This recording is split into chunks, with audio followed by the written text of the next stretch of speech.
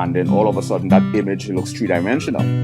So when you study art and drawing, you begin to understand how geometric shapes and how colors and shades on a two-dimensional surface creates this three-dimensional optical illusion. And I just think... Oh, the Jack Richard show.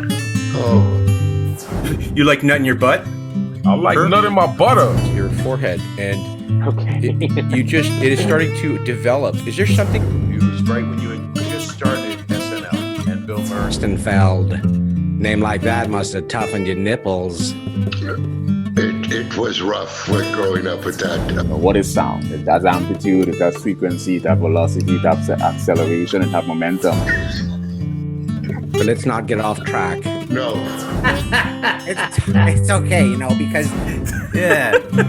All right, man. Yeah. Let me ask you that. Was it easier having been... You ready to... You want to Why plug? don't you go sit on a pile of beef and shove it up your ass? Why don't you... David Attenborough. Nope.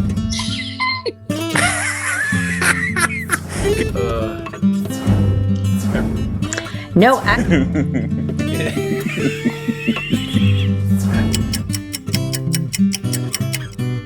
Boy, killing it for you, boy. Killing it.